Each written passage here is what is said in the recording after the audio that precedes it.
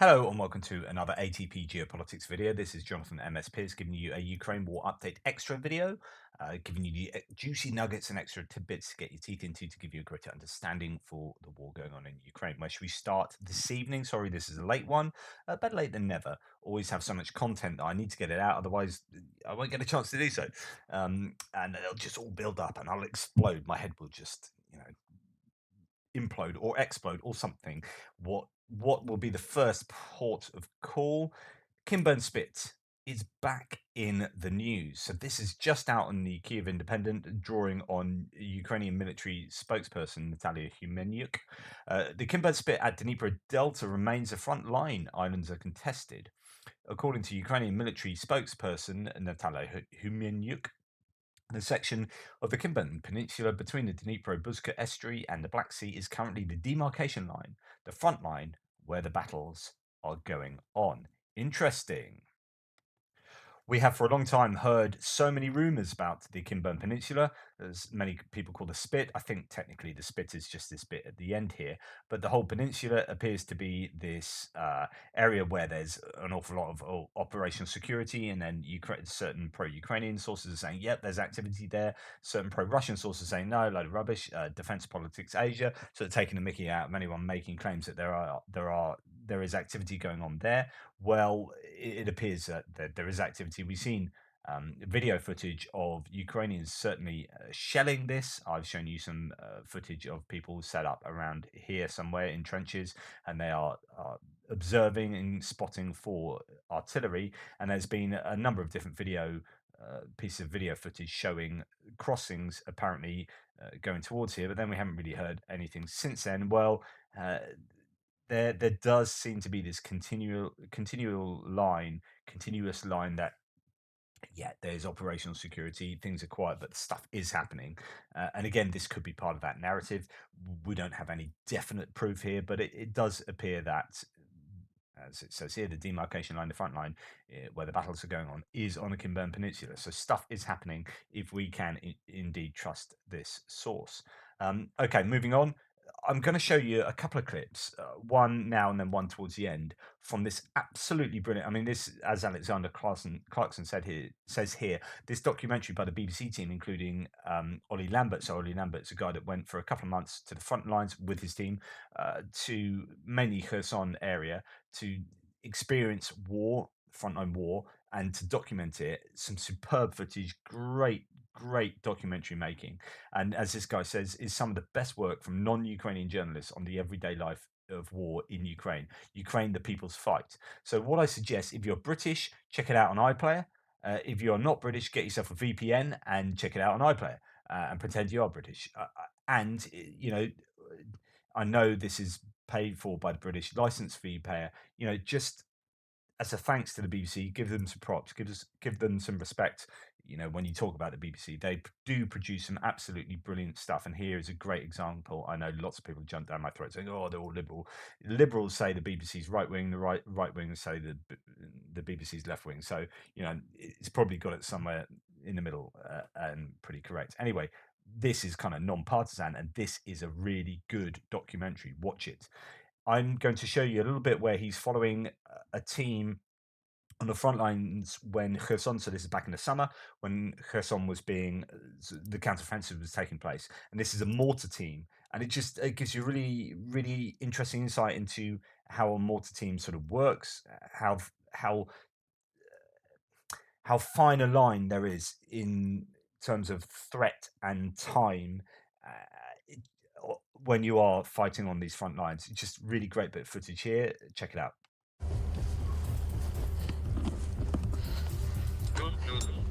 А у нас всего 12, да? Ну, скорее всего, мы где-то, 3-4 сейчас бросим, чтобы хотя бы понять, куда и пристрелять его. Pieces. We'll probably shoot. So I guess I'm going to have to read this actually for those who are listening. So we basically got 12 rounds. It will take 3 or 4 to walk them in. Enemy has unlimited amount of the ammunition, so they can afford to shoot just randomly everywhere, once in several minutes. We cannot do that. Every round, every mortar should go to the target, and in order to do that, we need to have presence in the sky. This is the present for our Russians from England. We will show them how we work and how we protect our home. For the last few weeks, Hummer's group has been attacking this position just across the fields. It's manned by about 60 Russian paratroopers who've dug themselves into a network of trenches and foxholes. You can see the trenches at the bottom there. It's one of hundreds of outposts that stretch for miles, forming Russia's first line of defense. Before today, the group could only target the soldiers. But now, armed with heavy mortars, they're aiming to destroy the Russian weapon that Hummer and the group fear most: the tank that's hidden in these trees.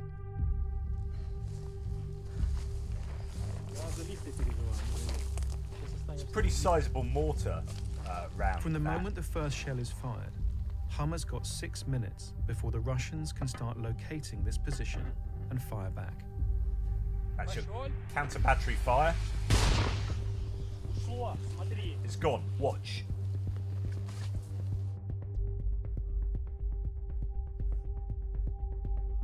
And that lands. The first shell lands 300 meters long. There you go. And Lise radios in the coordinates to try and get the next one on target. Range minus 300 meters. Angle minus 0.015. Cover your ears. Bang. It's gone. Watch. We're watching. That's the drone operators. The second shell lands closer, just 30 meters from the tank. Range minus 30 meters. Angle plus 0.003. Roger that. So they adjust it. The problem is, everything's alright, they say. They've now used up more than half their time. They're trying to walk it in. Ready, go. Bang. How are we doing for time? How are we doing for time? The 2 minutes shell left. lands further away and in the other direction. The tube's effing moving, which is a problem. So this is quite a big mortar, right? And there's quite a lot of recoil, and every time it goes off, there's a chance, I think, that the tube actually just moves. And so therefore, if you're saying, well, you need 200 meters, back here, and angle slightly different, then if the tube has moved, then that readjustment or that adjustment is going to be kind of irrelevant because the whole tube's moved anyway. So here they say adjust the range 100 or 120 meters more. The angle is fine. So the spotters say.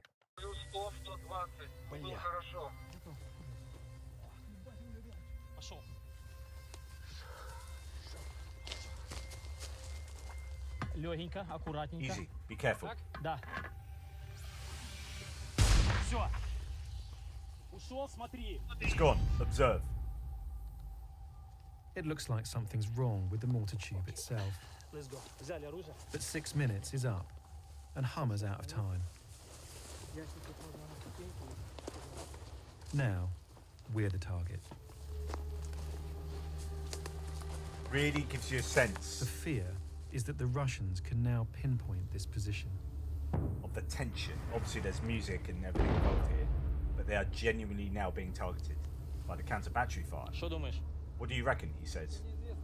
We don't know if they're watching us, so they could have a drone on them now. So let's stay put. We are staying here. I don't like movement during this time.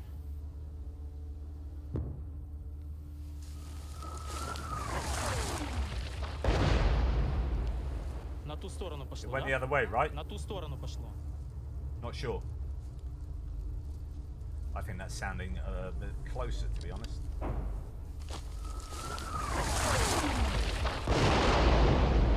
That sound is horrible. Absolutely, it For must Hummer, be petrifying. this return fire from a tank is getting too close. He decides we have to break cover and get across the road to a deeper ditch.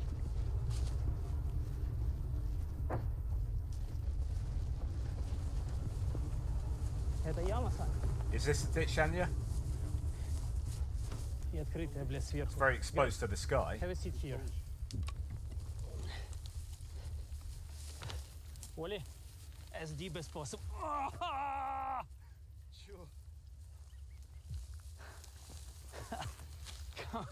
This is most dangerous things in this war. To cut your ass with the bushes.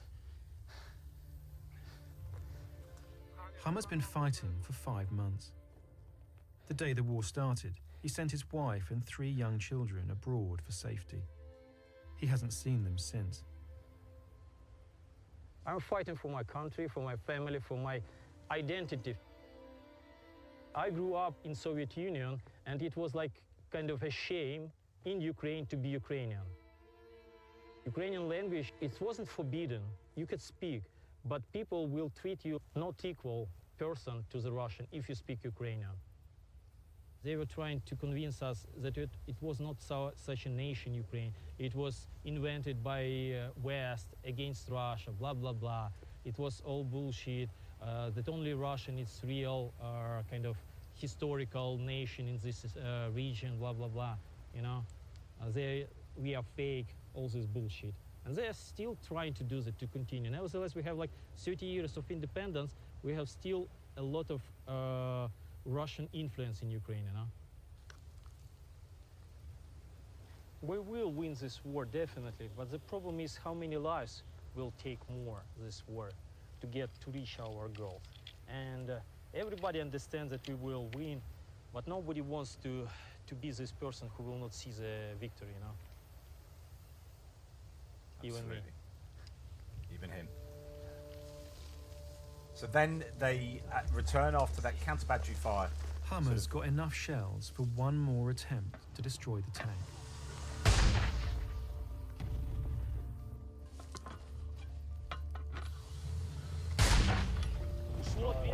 2 have gone. Watch. Elevation is good, angle is good, perfect. Launch it. F you, he says, loading the round. How's the time? 2 minutes left.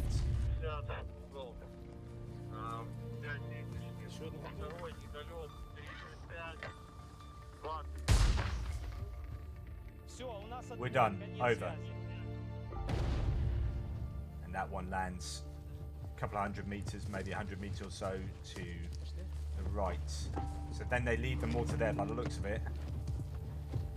Or at least we don't see them take it away. And actually, what happens later in this is you see them try and fix a mortar, but because these guys are volunteer units, they don't have the expertise necessary to fix it, the knowledge. They're looking at the manual that's provided with these mortars, and they're kind of arguing over who, how it gets fixed. And part of the thing is that they don't really follow Hummer's commands here because the other guys are volunteers, so they're used to like doing other stuff. And if your boss kind of says something you don't really agree with in whatever job they were in previously, they think, you know, you can argue with that. And so there's not this kind of really strong, like you get in a regular army. There's volunteer groups. There's not that strong kind of adherence to whatever your commander says, which was an interesting insight when watching this. He then returns back to base, and they end up looking on another. So then a light mortar team take over, and as you can see, this is then sort of looking at that. So this is where Sanich started hammering them. So that's a light mortar team. So watching it back on drone footage, that scared them, and they get much closer. Hits. So it's interesting what they call hits. If I was there, I would have shat my pants, he says. Yeah, unpleasant experience. So what he says, look, and they do get closer and closer, but the ones they call hits are still probably, 10, 15 meters away from a tank in a revetment. And I guess hit is a fact that there would be so much debris and shrapnel coming off that it would still damage the tank to some extent. Look, there will be another one here, he says.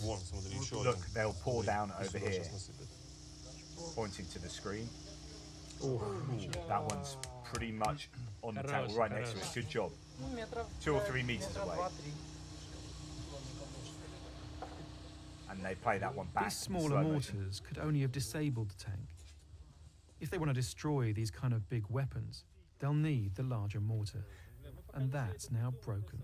Yeah, so as you can see, it's interesting now. That was a nice big shiny mortar. Now it's not. So I think that mortar got hit by some other, so it got hit by something, whether it's like counter battery fire of some sort. So now that mortar's probably been taken apart. It's tarnished. So they're trying to fix it up anyway. And this is where they start arguing. Anyway, what I'm going to show you in a second later, once I've talked about a few other bits and pieces, is a fascinating interview with a woman who works trying to coordinate people near where they are firing things like HIMARS to count up the damage that's been done or to verify damage has been done. So when I give you the Ukraine figures at the beginning of my daily update, that goes some way towards understanding how they attempt to compile those statistics, and also where when they say there's a HIMARS hit on this and we're pretty sure it's hit and it's done X amount of damage, that's because there's quite a lot of intelligence taking place nearby with people who are, loyal to or pro-Ukrainian living in the local areas. Anyway, let's move on. I'm going to show you a little bit here. Since Bradley IFV might enter the war in Ukraine, I would like to point out that it has BGM 71 tows integrated. So the tow to B aero variant can easily kill a Russian tank without even hitting it directly, turret toss included. So this is an example of the tow missile system that can be fixed to the top of the Bradley IFVs, and there are 50 of these being given to Ukraine. And these are potent. Some people have called these, effectively tank killers themselves, like Bradleys. That is. It depends what you have on top of them, but with the autocannon, you can do some damage. But here, you've got a tow missile, and it shows you it's very much like the sort of idea of the Javelin NLAW idea, where it depends what ATGM anti-tank guided missile system you have, but some of them explode above the tank, and that explosion above just goes down and just destroys the weakest part of the tank, which is the top, and explodes downwards. Some actually fire down into the tank, as far as I understand it, but the toe here explodes above it. So check it out. You can see the projectile just coming to stay above the tank. This is obviously in a training ground simulation. Bang, and that turret flies. That is a pretty impressive piece of kit, the tow missile there, doing some serious damage. Bang, exploding above it, works out where their tank is, explodes above it, weakest part of the armor. That tank's never coming back from that, and those people inside are in serious trouble. So there you go. That's the tow missile, that will be on top of some of the Bradleys. So here we have Me-24, Me-8 helicopters at work. They are a bit of aerial footage here, which is always quite nice. But what I wanted to show you, and I have talked about this before, is a way that unguided rockets are sent out by both sides from their helicopters, and actually from fixed-wing aircraft as well. So here you have these helicopters flying and keeping low to the ground to avoid radar detection, as per normal. But then you'll see them raise their noses to fire off their rockets, as you can see there, and those rockets, unguided, will be sent and hopefully land in the right place. But you do kind of wonder how accurate that is. I can't see that these are going to be more accurate than general MLRS, as a sort of how much do they raise their noses? That's kind of a judgment of the pilot. There's no kind of definite um, calculation by some onboard computer, I don't think, so on and so forth. So you are wondering exactly what the value of those kind of missile forays, and whether they put helicopters in too much risk, uh, how often those kind of missiles hit, uh, how accurate they are, given that you are moving as a helicopter, you're raising your nose. There's no exact kind of, like, that's a judgment of the pilot, the amount that you raise a nose to how accurate that missile will eventually be. So I don't know. Someone with far more knowledge than me on these things can let me know in the comments below. This is massively important for giving you an understanding of the BS that the Russian MOD and the Russian information space produces. We talked about Makivka recently and about how up to 600 soldiers died there, and this is what the Ukraine or died and were wounded, and this is what the Ukrainians were claiming, and that seems to have been borne out by the statistics. They're generally coming out. I think the latest was definitely 278 dead, still a bunch missing, and still a whole load wounded. And so, you had pro-Ukraine, pro-Russian people in the threads going, no, there's only 63. Well, first of all, it's 15 wounded. Then it was like this, and it was like that, and then it moved up to 63, 70, whatever. It kept moving up as the Russian MOD had to accept that more people died due to the fact that it was kind of leaking. Well, what they did is then hit back in Druzhkivka with this missile attack that apparently took out the HIMARS that did the Makivka attack. And I released a whole video debunking those claims and the effort you got to put in to debunk these claims. Well, here's the Russian ministry at it, MOD, Ministry of Defense at it again, and all the military bloggers saying the same things, which was Russian Defense Ministry claims to have killed more than 600 Ukrainian soldiers in missile strikes against military housing in Kramatorsk in a, quote, retaliation operation in response to the January the 1st HIMARS attack on occupation forces in Makivka. So this is another retaliation on top of the Druzhkivka attack, where Moscow acknowledges 89 are killed. So their official is now 89. Russian sources sort of accepting, some Russian sources accepting about 278, I think. And even before that, some Russian sources were saying 374. And so a lot have died. Anyway, what happened is they claimed this Kramatorsk thing caused 600 deaths. And foreign journalists straight away went to Kramatorsk to confirm the claims that they made. And what you have is actual, like, first-hand evidence that this is absolute nonsense. It's just BS. So Russia's Kramatorsk retaliatory strike is an information operation, AFU, and journalists. It's not just the Ukrainians saying this. It's like independent international journalists. So you what's happened is, well, okay, let's read this. Ukrainska Pravda reports referencing Suspilna, as well as Ukraine's Eastern Group of Forces spokesman Serhiy Cherevati, Reuters journalists, Finnish Yle journalists Antti Koronen and Daniele Ranieri for Italian La Repubblica, that Russia's claim about 600 Ukrainian servicemen killed in Kramatorsk retaliation strike is incorrect and categorized as information operation.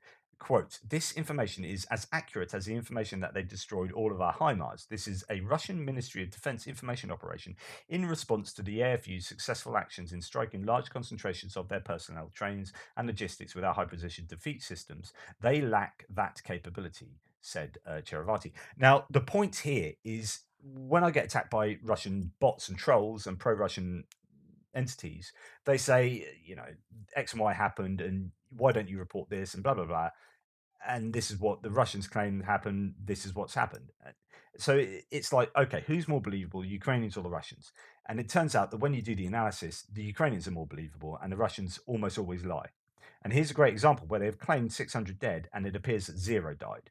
Okay, so what happened is these missile strikes hit this supposedly military dormitory where loads of Ukrainian soldiers were supposed to be billeted.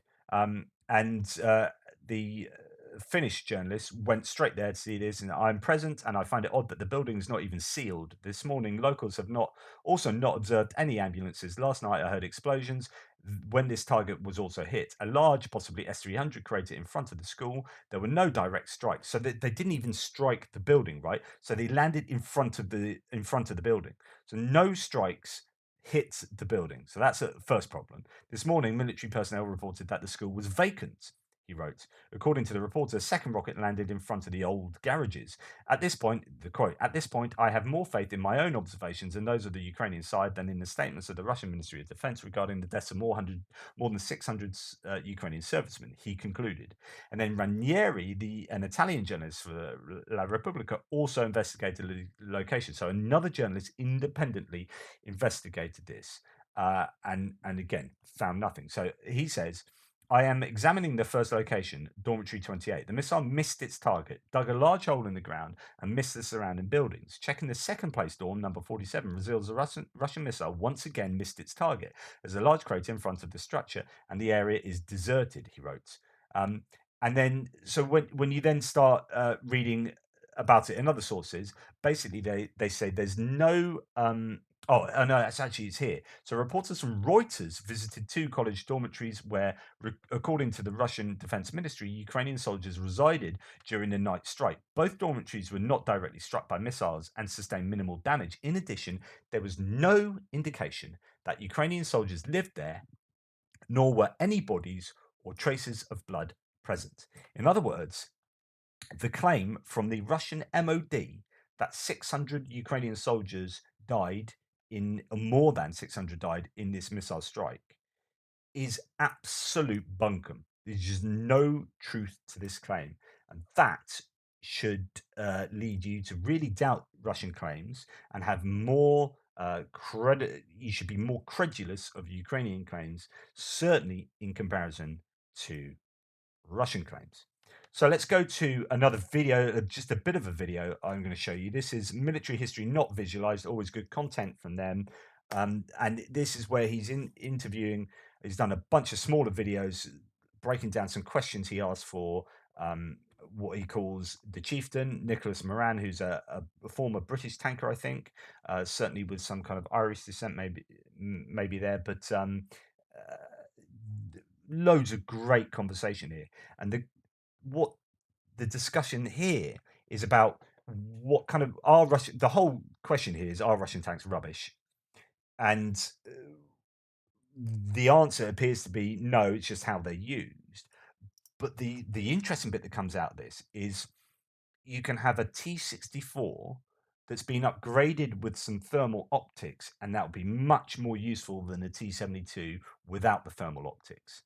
So it's actually not so necessarily the tank itself, but the actual variant of the tank and what tech that tank has on. And what Moran says very clearly is that if you've got thermal optics, you are way, way in advantage to a tank without thermal optics. You need the thermal optics. So let's play that. There's 2 ways of evaluating, I think, a Soviet era tank. One is evaluating it for the era in which it was designed and used, and the other is evaluating it for today. And whilst, let's say, a mid-range T-72 was a very good tank for the mid-1980s, shall we say, using that same tank today in 2022, when thermal imagers can be held in your hand, that's just asking for trouble. And I know one of the refurbs that doing, so of course we all know the Dragon T-62s at its origin, they're re-upgrading them. Oh my God, these things are awful, they're useless, it's a source. Well, not really, because anything that will kill, that's out there that is killing T-62s, or can kill T-62s, will and can kill T-72s. So outside of putting 4 people in danger versus 3, you're not going to get any more survivability out of it. But one of the things they're doing in upgrading these latest T-62s, in theory, assuming they can get... I said T-64, he says T-62, but I guess the point still remains the same. The electronic components to do it is putting thermal imagers in them. And all of a sudden, if you have a T-62 with a thermal imager, or the Ukrainians are getting from Slovenia the T-55MS, which is heavily upgraded by Israel, and you put that T-62 with a thermal imager next to a T-72 without a thermal imager, I think the 62 would be more useful, because you're going to see the infantry, you're going to see the things that a T-62 is quite capable of dealing with, as well as a T-72. Yeah, there might be I've met a T-64BM or BMV. T-62 will have a problem, yes. But not everything on the battlefield is a Ukrainian T-64 BMV. And if you're shooting at infantry, you're shooting at RPG teams or NLAWs or BMPs or BTRs or Australian Bushmasters or American M113s or Humvees or anything else. A T-62 with a thermal imager is something you have to respect. Yeah, and he goes on to talk about how when you're at the beach and you can hear a drone above you on holiday, you're kind of thinking, well, where is it? And you look up and you don't know where it is. He says with a thermal imager, you sort out the contrast in such a way that these things really jump out at you. and it's called acquisition. So you acquire your target and you can see it, and then everything's easy. But if you don't have a thermal imager, you're literally looking with your eyes, and you're looking out. So say you're in a tank and you're looking at a copse or some of wooded area, and there are a bunch of troops there. You can't see them. Like, they are camouflaged. They're maybe 2,000 meters away. You haven't got a Scooby Doo. Whereas those guys might likely got an ATGM and one shot, and you're blown up. If you've got a thermal imager, you can see them straight away. You've got their body heat. You can take them out uh, because you've got that acquisition, and every second counts. So against those guys, it's who gets the first shot off, and that's super important. So it's not necessarily what tank you've got, but it's actually what your optics are and what your tech is on board that allow you to be one step ahead of the people you are attacking. And then there's this sort of really interesting question that they have about, low tech versus high tech tanks, and how, what's more useful. You're talking about like cost versus um, kind of pragmatic use and all this kind of stuff. That really interesting bunch of discussion. So check military history, not visualized, but particularly these ones where this guy, I think he's German, talks to this former tanker. Fascinating insight, and I could play loads more of this video, but I won't. I'm going to go back to this part of the documentary that I think is like gives you a really good insight into this call center here, but what these guys do to try and get all the information they can from basically anyone. So check this out. Is now on for fresh Russian targets. What is the distance between a tanker and a potential takeoff position? This guy's saying 4 kilometers.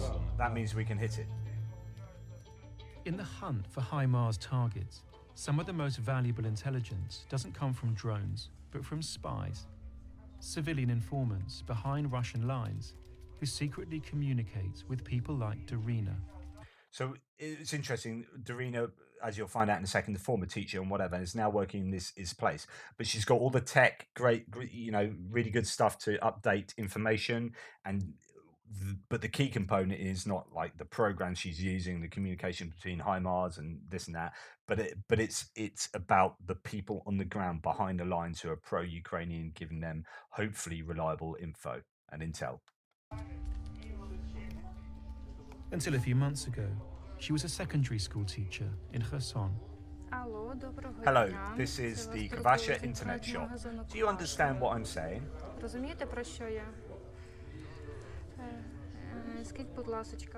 Can you tell me, are you in occupied territory now, or have you left?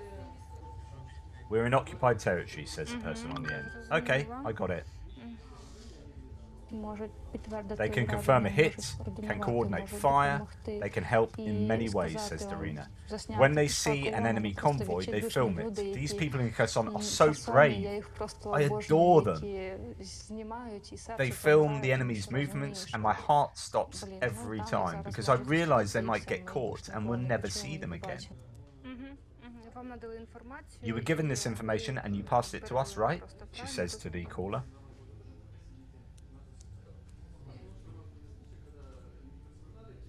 Hello?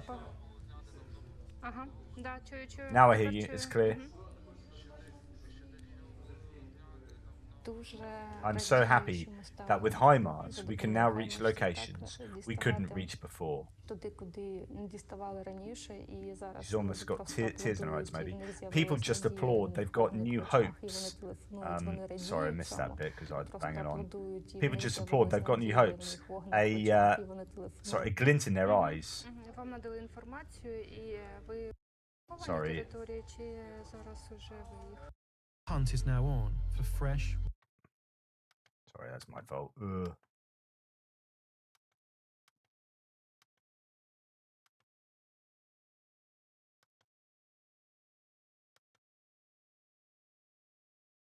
Радію, що ми стали за допомогою хаймарсів так діставати People just applaud. They've got new hopes, a light in their eyes. They phone us and tell us how happy it makes them. It's so exciting when we hit our targets.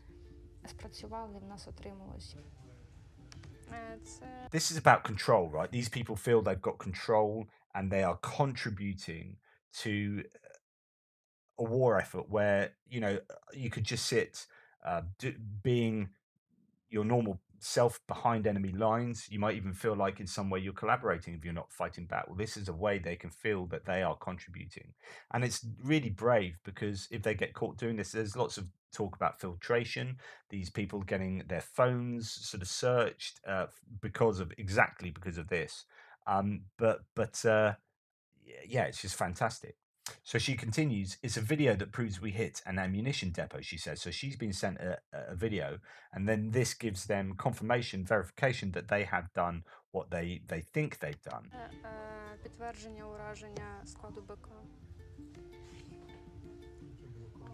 When was it? The interviewer says. Yesterday and today. There was an ammunition depot and some kind of HQ. So she's updating her system. There were people from the Russian Federation living there. I didn't think that I could ever be so cruel, that I'd be glad about someone's death. This is a fascinating insight into the psyche of someone who is grappling with the horrors and reality of war. And yet actually what she does here is she otherizes the Russians. Like, in a sense, what you shouldn't do if you want to be the most moral person, understanding that war is horrible and you're fighting against people who are real human beings, and the horrors of war are much more easily perpetrated if you can successfully otherize the enemy to the point where they aren't human beings. Okay, then that kind of justifies you, allows you to explain away doing what you do to them. But of course, to some extent, if you are going to be engaged in war, you have to do that. So even if you're fighting defensively, as the Ukrainians are in effect, you are still going to, in order to win this thing, you're still going to have to kill as many Russians as you can. And in order to get through the day of doing that, you are going to have psychological mechanisms that allow you to do that. You're going to have mental heuristics that will essentially allow you to otherize the Russians so that you don't see them as real human beings. Because if you did, you would have such trauma that you couldn't cope and you wouldn't be able to do the job you're supposed to do. And in fact, you would end up losing the war. So there's this real fine line between being a moral agent, right, and being someone who needs to do a job in order that you win the war, in order that when you do the eventual moral calculation of the war, the good guys win. This is some kind of, like, in philosophy, you might call this consequentialism, which is doing a moral bad for a greater good. So what she's doing here is effectively employing moral consequentialism. She's saying, right, I'm otherizing these, as you'll see in a second. Sorry, a lot of me intervening here, but she's essentially saying, I'm going to dehumanize these people in order that we can do this job and we get the success with the HIMARS, in order that we win this war. That's how I would interpret this. Anyway, back to what she says. So just to remind you, she said, I didn't think that I could ever be so cruel, that I'd be glad about someone's death. But for us, they are not human. And when we hear that 20 have been killed, we say, damn, not enough. So that's the reality of what's going on there. And that's fascinating. You might find that really horrific. And that is, in a very obvious sense, that's horrible. It's like, no, I want more Russians to die. But at the end of the day, like, if the Ukrainians are going to win this, of course they are going to want more Russians to die. They have to get to a tipping point where enough Russians die that Russia says, this is not worth it. The cost of this war is too high. We are going to retreat. I mean, that's how you defeat an enemy. More of them die than your guys, to such an extent that they retreat and the war is over. Like, that's the intention. So it might sound horrible, but that's the reality of war and kind of where you have to get to win. So she's speaking to someone on the end of the phone now. Which village are you interested in, Stavki or Rozhanye? That's what the person says, and she says both. Okay, so the other guy says, I'll try to focus and see if there is a contact there. Добре. Okay, I'll wait for a phone call. Це так чекає дзвінка. Так, до побачення. Я з цивільної I людини changed from a перетворилася civilian to a у soldier in the військову Ukrainian ЗСУ. army, she says. Тому я в своїй тарілці And I feel I зараз. belong here. Я розумію, що I don't я, think I'll мабуть, be able to вчительська go не back to зможу teaching. повернутися. Я вже просто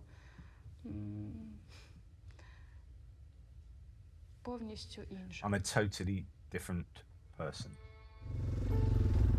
And you might say, for better or worse, right? I mean, there's the psychological toll of war is immense, right, on everyone involved. But you might say might argue, look, I'm a better person for it. I know I've got a purpose in life that I've never had before. You know, teaching gave me X and Y purpose, but this is like, you know, the immediacy of war and the necessity for me to do this stuff, and I'm really, really needed. You know, this is given her. You can tell she belongs, and she can't go back to teaching as far as she says there. So really interesting. Like you could do as much psychoanalysis, armchair psychoanalysis as you like here. But war is a funny thing, not funny ha ha, but funny strange, and it will do strange things to the human psyche and do horrible things to the human psyche, of course. And you have to watch yourself, and of course you will have all sorts of mechanisms in place to stop you getting PTSD and trauma. Who knows how she might feel at the end of this war, but the job she's doing is absolutely vital, and really important in the information space as well. So when I'm reporting claims to you, when you see claims on Twitter that talk about, I don't know if I've got any, yeah, if this was a Ukrainian claim saying, you know, a place has been hit, an HQ has been hit, and you know we think 50 Russian people have died. This is partly how you're getting that information, right? You've got teams of people working, talking with people on the ground, getting that information back, getting verification of what they've done, and then they make the assessment as to what has happened, and then that gets released by, you know, the general staff or whatever, and then someone compiles those figures, and then I tell you the next morning, yesterday the stats were 490 you know, Russians liquidated, 5 APCs, 3 tanks, 2 artillery systems, etc., etc., etc. And you've got teams that are actually compiling these statistics. Now, of course, there's going to be an awful lot of guesstimation there, which is why I always say it's indicative and just gives you a sense, and there will be an element of propaganda thrown on top. But there also are people seeking to get accurate information, because at the end of the day, the Ukrainians themselves need accurate information, like within their decision-making apparatus. I talked about the OODA loop. You know, if you don't have good garbage in, garbage out, you know, GIGO, if you don't get decent information in, you can't make decent decisions. So you need accurate information going on all the time. And this is part of that. So there you go. Anyway, please check out Ukraine, the People's Fight on BBC. Really good documentary. And that's the end of my piece tonight. Thank you so much for watching. Please like, subscribe, and share. I might see if I can show a few bits of this. I hope I don't get copyright infringement. I'm actually bigging up the BBC, so you know I'm trying to get people to give them praise. So there you go. Thanks anyway. Really appreciate all the support I get. Thanks to new members. I think James Cottle is a new member of the of ATP Geopolitics. Thanks so much. Anyone else who helps out, truly appreciated. In the meantime, take care. Speak to you tomorrow.